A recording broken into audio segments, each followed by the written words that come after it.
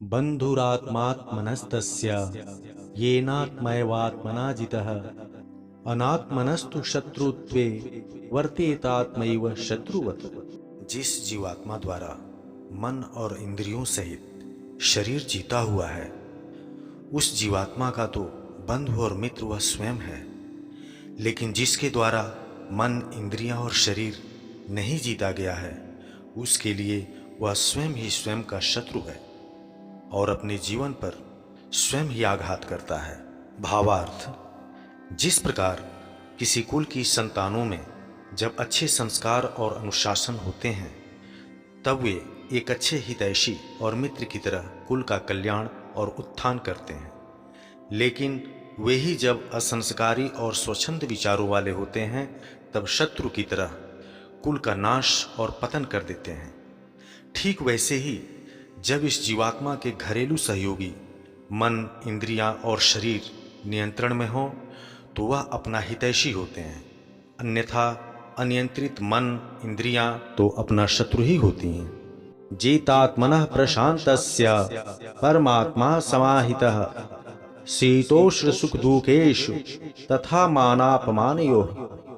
सर्दी, गर्मी और सुख दुख आदि में तथा मान और अपमान में जिसके अंतःकरण की वृत्तियां भली भांति शांत हैं, ऐसे स्वाधीन आत्मा वाले पुरुष के ज्ञान में परमात्मा स्थित है। भावार्थ: जिसने स्वयं पर विजय पा लिया है और शांत चित्त से गहन ध्यान में लगा है, उसके मस्तिष्क में परमात्मा सम्माहित हो जाता है। फिर तो उसे अनुकूल प्रतिकूल वातावरण, सुख दुख या मान अपमान कुछ भी डिगा नहीं सकता। ज्ञान विज्ञान तृप्तात्मा कूटस्थो विजितेन्द्रियः युक्त इत्युच्यते योगी समलोष्टाश्म कांचनः। जिसका अंतःकरण ज्ञान विज्ञान से तृप्त है, जो इंद्रियों पर विजय पाकर के स्थिर और विकार रहित हो गया है, तथा जिसके लिए मिट्टी, पत्थर और स्वर्ण समान है, वह योगी की तरह है। उसने परम तत्व को पा लिया है। उसे लाभहान और मूल्यहीन या मूल्यवान किसी भी सांसारिक वस्तु में आकर्षण नहीं रह जाता। सुहृन् मित्रार्युदासीन मध्यस्थ द्वेष्य बंधुषु साधुष्वपि च पापेषु समबुद्धिर्विशिष्यते। शुभचिंतक, मित्र, वैरी, पक्षपात न करने वाला, मध्यस्थ, अपने से घृणा करने वाला या अपने परिवार के सदस्य से, धर्मात्माओं से या पापियों से जो सबसे समान भाव रखता है, वह अत्यंत ही श्रेष्ठ है। भावार्थ: जब मनुष्य में वह तत्व ज्ञान प्राप्त हो जाता है जिससे उसे सब में परमात्मा का ही अंश समझ में आता है, तब वह न किसी से प्रेम करता है और न किसी से घृणा। इसलिए वह अत्यंत श्रेष्ठ माना जाता है, क्योंकि पापी में भी परमात्मा का वही अंश है जो पुण्य कर्मी में है।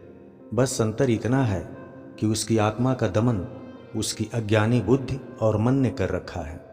जिस दिन ज्ञान द्वारा उसकी बुद्धि और मन का दमन हो जाएगा, उसकी आत्मा जागृत होकर श्रेष्ठ कर्म करने लगेगी। योगी युञ्जीत सततमात्मानं रहस्य स्थितः एकाकी यच्चित्तात्मा निराशीर परिग्रहः।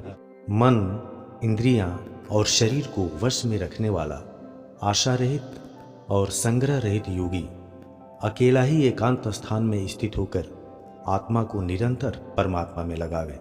भावार्थ: हम सभी को आश्चर्य होता है कि उस घोषित भयंकर युद्ध में दोनों सेनाओं के बीच भगवान श्री कृष्ण अपने भ्रमित प्रिय मित्र को युद्ध के लिए प्रेरित करते हुए सभी प्रकार के योग, ज्ञान विज्ञान, आत्मा जीवात्मा और पाप पुण्य इत्यादि का ब्रह्म ज्ञान देते ही जा रहे हैं। इस बीच वे ध्यान योग की भी बार बार चर्चा कर रहे हैं। वह इसलिए कि उपर्युक्त सभी ज्ञान बिना ध्यान योग के अर्जित करना संभव नहीं है। यहाँ एकांत का मतलब पर्वत, जंगल या गुफा नहीं, बल्कि सारे विषयों से मन को हटाकर एकाग्र हो जाना है। इसके लिए मन, इंद्रियां और शरीर को वश में करने की आवश्यकता होगी।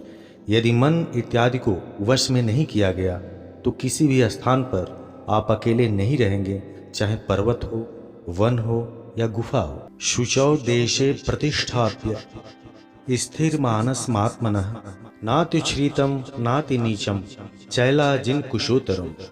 स्वच्छ जमीन पर जिसके ऊपर क्रमशः कुश, मृगछाला और वस्त्र बिछे हैं, जो स्थान न बहुत ऊंचा हो और न बहुत नीचा, ऐसे अपने आसन को स्थापित करके तत्रेकाग्रम मनः कृत्वा यतचितेन्द्रिय क्रियः उपविश्यासने युञ्ज्यादोग्यमात्म विशुद्धे।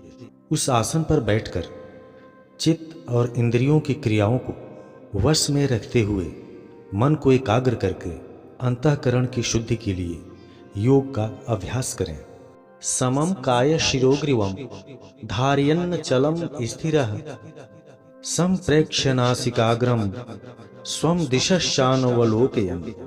शरीर, सिर और गर्दन को सीधा करके स्थिर होकर नासिका के अग्रभाग पर दृष्टि जमाकर अन्य किसी भी तरफ न देखता हुआ प्रशांतात्मा विगतभिर्ब्रह्मचारी व्रते स्थितः मनः संयम्य मच्चितो युक्तः आसीत मत्परः।